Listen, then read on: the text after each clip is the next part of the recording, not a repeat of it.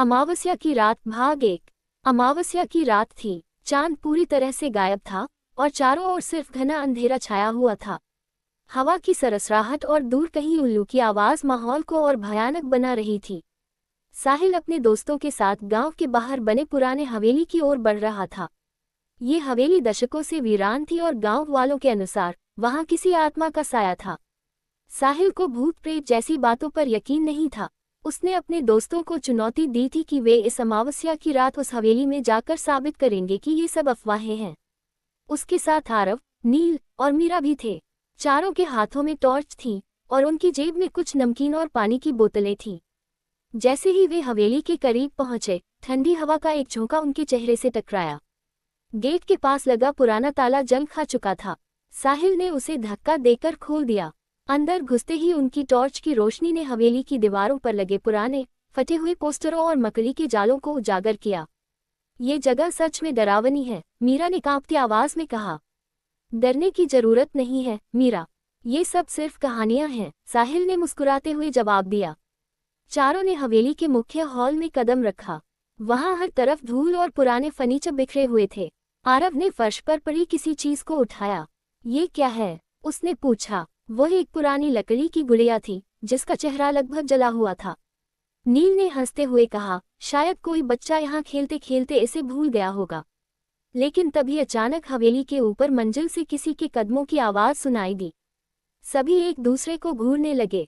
तुम लोगों ने सुना? मीरा ने कांपती आवाज में पूछा। हाँ, लगता है कोई और भी यहाँ है, साहिल ने धीरे से कहा। साहिल ने हिम्मत दिखाते हुए सीढ़ियों की ओर कदम बढ़ाए। उसके पीछे पीछे बाकी लोग भी चल पड़े। सीढ़ियां चढ़ते समय हर कदम पर उनके दिल की धड़कन तेज हो रही थी। जब वे ऊपर पहुंचे तो उन्होंने देखा कि एक कमरा खुला हुआ था। कमरे के अंदर एक धुंधली रोशनी जल रही थी, जैसे किसी ने दीपक जलाया हो। यहाँ कोई है, साहिल ने जोर से पुकारा, लेकिन जवाब में सिर्फ सन्नाटा था। अचानक दीपक की रोशनी तेज होकर बुझ गई और कमरे में अंधेरा छा गया। उसी पल एक ठंडी हवा का झोंका गुजरा और दरवाजा अपने आप जोर से बंद हो गया। चारों के चेहरे पर डर साफ झलक रहा था। क्या ये सच में कोई आत्मा है? साहिल के मन में सवाल उठने लगा। कमरा अब पूरी तरह से अंधेरे में डूब चुका था। साहिल ने अपनी टॉर्च ऑन करने की कोशिश की, लेकिन वह अजीब तरह से टिमटिमा रही थी। बाकी दोस्तों की हालत भी खराब थी। मीरा के हाथ से टॉर्च गिर चुकी थी और उसकी सांसें तेज हो रही थीं। दरवाजा, ये अपने आप बंद कैसे हुआ? आरव ने घबराकर कहा। शायद हवा से। साहिल ने खुद को समझाने की कोशिश की, लेकिन उसकी आवाज में भी झिझक थी। तभी कमरे के कोने से किसी के सिसकने की आवाज सुनाई दी। वह आवाज इतनी धीमी थी कि वे समझ नहीं पा रहे थे कि वह आदमी की थी या किसी और चीज की। साहिल ने अपनी टॉर्च की रोशनी उस दिशा में घुमाई।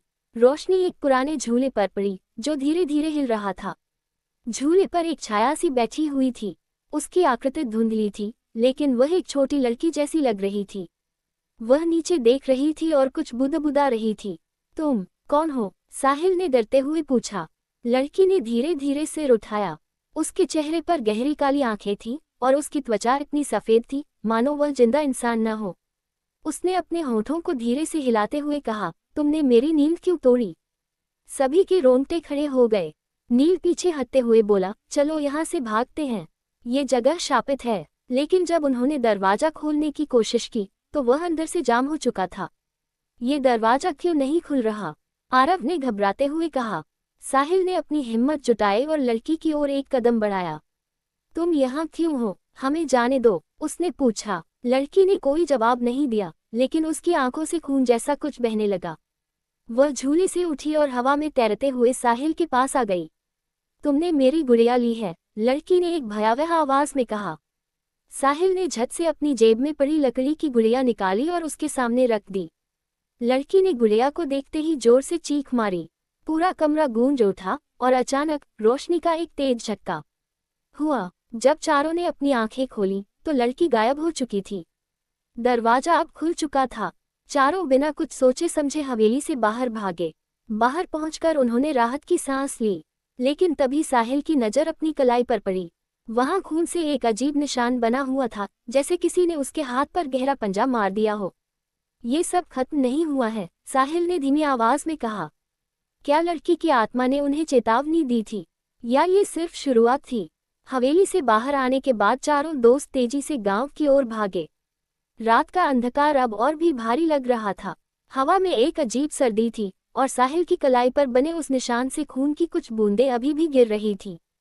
साहिल, तुम्हारे हाथ पर ये क्या हुआ? मीरा ने डरते हुए पूछा। पता नहीं, लेकिन ये निशान जैसे जल रहा है, साहिल ने दर्द से कराहते हुए कहा।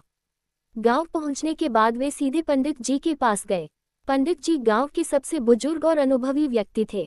जब साहिल ने अपने हाथ पर बना निशान दिखाया और पूरी घटना सुनाई, तो पंडित जी का चेहरा गंभीर हो गया। तुम लोगों ने बहुत बड़ी गलती कर दी, पंडित जी ने कहा। वह हवेली शापित है। वहां आर्या नाम की एक लड़की की आत्मा रहती है। कहते हैं कि सालों पहले उसके अपने ही परिवार ने उसे मार दिया था। उसकी आत्मा वहीं अटक गई है। वह अपनी गुड़िया के साथ खेला करती थी और जिसे भी उसकी गुड़िया मिलती है वह उसे नहीं छोड़ती। लेकिन हमने उसकी गुड़िया उसे वापस दे दी, आरव ने हकलाते हुए कहा। पंडित जी ने गहरी सांस ली। गुड़िया वापस देना काफी नहीं है। वह आत्मा जिसे छू लेती है वह उसका पीछा नहीं छोड़ती। साहिल, वह अब तुम्हारे पीछे है। साहिल का चेहरा सफेद पड़ गया। तो अब क्या करें पंडित जी? उसने डर से पूछा। पंडित जी ने कहा, इससे बचने का एक ही तरीका है। हमें उस आत्मा को मुक्त करना होगा। कल सुबह सूरज उगने से पहले तुम्हें फिर से उस हवेली में जाना होगा। वहां आर्या के नाम की एक पुरानी डायरी है। उस डायरी में उसके जीवन की सबसे बड़ी पीड़ा का राज छुपा हुआ है। हमें उसे जलाकर उसकी आत्मा को शांति दिलानी होगी। साहिल और उसके दोस्तों ने सहमति में सिर हिला दिया, लेकिन डर उनके चेहरे पर साफ झलक रहा था। पंडित जी ने उन्हें बताया कि वह उनके साथ नहीं जा सकते, क्योंकि आत्माओं से लड़ना युवाओं का काम है। अगली रात साहिल, आरव, नील और मीरा एक बार फिर हवेली के पास पहुंचे। इस बार उनके पास पंडित जी द्वारा दिया गया हनुमान चालीसा और कुछ विशेष ताबीज थे। हवेली के अंदर घुसते ही ठंडी हवा का तेज झोंका उनके स्वागत में आया। ये जगह अब और भी डरावनी लग रही है, मीरा ने कांपते हुए कहा। डरना मत, बस वह डायरी ढूंढो, साहिल ने मजबूती से कहा। वे धीरे धीरे अलग अलग कमरों की तलाशी लेने लगे। तभी नील की चीख सुनाई दी।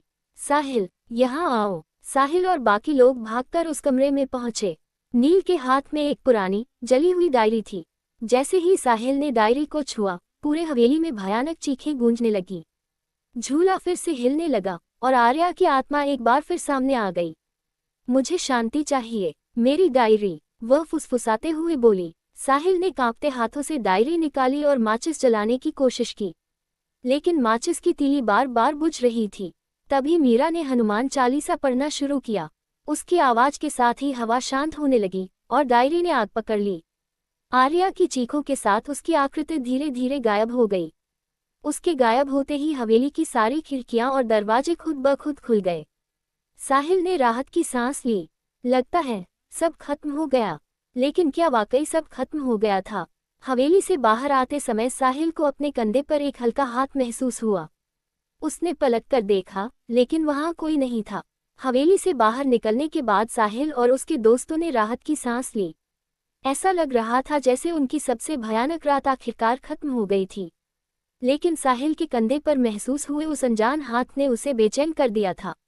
उसने दोस्तों से कुछ नहीं कहा, लेकिन उसका मन अभी भी अजीब डर और बेचैनी से घिरा हुआ था। गांव लौटने के बाद सभी अपने अपने घर चले गए। पंडित जी ने उन्हें समझाया था कि अगर आत्मा मुक्त हो चुकी है तो कोई भी अजीब घटना अब नहीं होगी। साहिल ने भी यही मानने की कोशिश की। अगले दिन साहिल ने सुबह उठकर महसूस किया कि उसकी कलाई पर बने निशान गायब हो चुके थे। उसने सोचा कि शायद आर्या की आत्मा अब मुक्त हो गई है। लेकिन जैसे ही वह नाश्ता करने के लिए रसोई में गया, उसे लगा कि कमरे में कोई और भी है। कौन है? साहिल ने डरते हुए पूछा, लेकिन वहां कोई नहीं था। साहिल ने इसे नजरअंदाज करने की कोशिश की और अपने दोस्तों से मिलने निकल पड़ा। जब वह आरव के घर पहुंचा तो उसने देखा कि आरव के चेहरे पर घबराहट थी। साहिल, मुझे कुछ अजीब लग रहा है। कल रात मुझे लगा कि कोई मेरे कमरे में चल रहा था। साहिल का चेहरा गंभीर हो गया। क्या तुम्हें भी ऐसा महसूस हुआ? मेरे साथ भी कुछ ऐसा हुआ। उसी समय मीरा और नील भी वहां पहुंचे। उनके चेहरों पर भी डर साफ झलक रहा था। मीरा ने कहा, मेरे घर में कल रात अचानक एक पुरानी लकड़ी की गुड़िया मेरे बिस्तर पर मिली। मैंने उसे फेंक दिया, लेकिन वह फिर से वहां आ गई। गुड़िया? लेकिन वो तो हमने हवेली में ही छोड़ दी थी, नील ने घबराकर कहा। साहिल ने अपनी आंखें चौड़ी कर लीं। इसका मतलब आर्या की आत्मा अभी भी हमारे साथ है। शायद हमने उसे पूरी तरह से मुक्त नहीं किया। पंडित जी के पास वापसी। साहिल और उसके दोस्तों ने तुरंत पंडित जी से मिलने का फैसला किया। जब उन्होंने पंडित जी को पूरी बात बताई तो उनका चेहरा गंभीर हो गया। मैंने तुमसे कहा था कि उसकी आत्मा को शांत करना आसान नहीं होगा। आर्या का सबसे बड़ा दर्द उसकी मौत से जुड़ा हुआ है। वह अब भी तुमसे कुछ चाहती है, पंडित जी ने कहा। साहिल ने पूछा, तो अब हमें क्या करना होगा? पंडित जी ने उन्हें बताया, हवेली में एक तहखाना है जहां आर्या की आत्मा को कैद किया गया था। उसकी आत्मा तभी मुक्त होगी जब तुम उस तहखाने में जाकर उसकी पूरी कहानी जानोगे। लेकिन याद रखना, इस बार वह तुम्हें रोकने की हर कोशिश करेगी। अगर तुमने गलती की तो वह तुम सभी को हमेशा के लिए अपने साथ ले जाएगी। हवेली में आखिरी बार। अगली रात साहिल, मीरा, आरव और नील फिर से उस हवेली में पहुंचे। इस बार उनके दिलों में डर पहले से कहीं ज्यादा था। पंडित जी ने उन्हें कुछ मंत्र दिए थे जो उन्हें आत्मा के प्रभाव से बचा सकते थे। हवेली के अंदर घुसते ही माहौल और भी भयानक लगने लगा। चारों ने तहखाने का दरवाजा ढूंढा और उसे खोल दिया। तहखाना अंधेरे और सीलन से भरा हुआ था। जैसे ही वे नीचे उतरे, उन्होंने एक दीवार पर कुछ उकेरे हुए शब्द देखे। उन पर लिखा था, उन्होंने मुझे जिंदा जलाया, मेरी आत्मा को शांति चाहिए, मुझे न्याय दो। साहिल ने जोर से पढ़ा और तभी तेज हवा चलने लगी। आर्या की आत्मा अचानक उनके सामने प्रकट हुई। इस बार वह पहले से ज्यादा भयावह लग रही थी। उसकी आंखों से खून बह रहा था और उसकी चीख ने पूरे तहखाने को गूंजा दिया। तुम्हें मेरी सच्चाई पता चल गई है, अब मुझे मुक्त करो, उसने गुस्से में कहा। साहिल ने दीवार पर लिखे शब्दों के पास रखे एक पुराने दिए को जलाया और पंडित जी का दिया हुआ मंत्र जोर से पढ़ना शुरू कर दिया। आत्मा चीखती रही, लेकिन धीरे धीरे उसकी चीखें शांत होने लगी। जैसे ही दिया बुझा, आर्या की आत्मा गायब हो गई। तहखाने में एक अजीब सन्नाटा छा गया। साहिल और उसके दोस्तों ने महसूस किया कि अब हवेली में एक अजीब सी शांति थी। क्या सब खत्म हो गया? गांव लौटने के बाद साहिल ने देखा कि उसकी कलाई का दर्द पूरी तरह से गायब हो चुका था। मीरा, आरव और नील ने भी राहत महसूस की। पंडित जी ने उन्हें बताया कि अब आर्या की आत्मा मुक्त हो चुकी है। लेकिन साहिल की रात को अचानक आंख खुली। उसने देखा कि उसकी खिड़की के बाहर वही लकड़ी की गुड़िया रखी थी। क्या आर्या की कहानी सच में खत्म हो चुकी थी? साहिल खिड़की के पास खड़ा था। बाहर ठंडी हवा चल रही थी और वही लकड़ी की गुड़िया खिड़की के पास रखी थी। साहिल का दिल तेजी से धड़कने लगा। उसने ध्यान से खिड़की के बाहर देखा, लेकिन वहां कोई नहीं था। ये गुड़िया यहाँ कैसे आए? हमने इसे हवेली में छोड़ दिया था, साहिल ने खुद से कहा। उसने धीरे से खिड़की खोली और गुड़िया को उठाया। जैसे ही उसने गुड़िया को छुआ, अचानक से पूरे कमरे में अजीब सी फुसफुसाहट सुनाई देने लगी। यह आवाज साफ नहीं थी, लेकिन ऐसा लग रहा था कि कोई उसे पुकार रहा है। साहिल का चेहरा डर से सफेद पड़ गया। उसने जल्दी से गुड़िया को फेंक दिया, लेकिन गुड़िया फिर से उसके बिस्तर पर आ गई। इस बार उसकी आंखों से खून जैसा कुछ बह रहा था। पंडित जी से आखिरी मुलाकात। साहिल ने बिना समय गंवाए पंडित जी को बुलाया। बाकी दोस्त भी उसके घर पहुंच गए। सभी के चेहरे पर चिंता थी। पंडित जी ने गुड़िया को देखा और गहरी सांस ली। मैंने सोचा था कि आर्या की आत्मा मुक्त हो चुकी है, लेकिन लगता है कि उसके साथ कुछ और बड़ा अन्याय हुआ था। वह अभी भी तुम्हारे पास लौट आई है, मीरा ने घबराते हुए कहा। अब हमें क्या करना होगा? पंडित जी ने समझाया, आर्या की आत्मा को पूरी तरह से मुक्त करने के लिए हमें उसकी असली मौत का कारण और उसके परिवार के काले राज को उजागर करना होगा। हवेली के नीचे एक और छुपा हुआ कक्ष है। वह कक्ष आर्या की अंतिम यादों को छुपा कर रखता है। लेकिन ध्यान रहे, ये काम बेहद खतरनाक है। अगर तुम असफल हुए तो उसकी आत्मा तुम्हें भी अपनी दुनिया में खींच लेगी। अंतिम यात्रा। साहिल, आरव, मीरा और नील एक बार फिर हवेली में जाने के लिए तैयार हो गए। इस बार पंडित जी भी उनके साथ गए। उनके पास एक पुरानी किताब, कुछ मंत्र और एक विशेष ताबीज था। हवेली के अंदर का माहौल और भी डरावना था। हर कोने से अजीब आवाजें आ रही थीं। पंडित जी ने उन्हें हवेली के बीच में मौजूद एक गुप्त दरवाजे का पता बताया। वह दरवाजा फर्श के नीचे छिपा हुआ था। साहिल और नील ने दरवाजा खोला। नीचे एक अंधेरी सीढ़ी थी जो एक और गहरे कक्ष की ओर जा रही थी। जैसे ही वे नीचे उतरे, उन्हें ठंडी हवा का एक तेज झोंका महसूस हुआ। कक्ष के अंदर दीवारों पर अजीब चित्र बने हुए थे। एक कोने में एक बड़ा ताबूत रखा हुआ था। ताबूत के पास एक पुरानी चिट्ठी और कुछ खिलौने पड़े थे।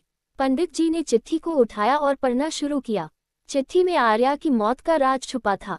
लिखा था, मुझे मेरे ही परिवार ने जिंदा जलाया। उन्हें मेरा बचपन से डर था।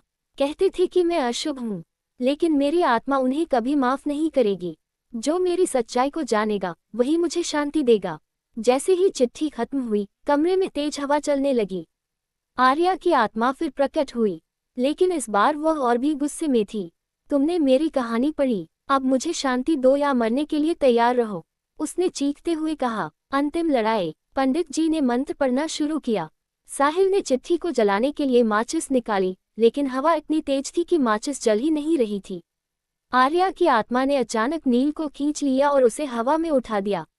उसे छोड़ दो, साहिल ने चिल्लाते हुए कहा। मीरा ने हिम्मत करके हनुमान चालीसा पढ़ना शुरू किया। आर्या चीखते हुए कमजोर होने लगी।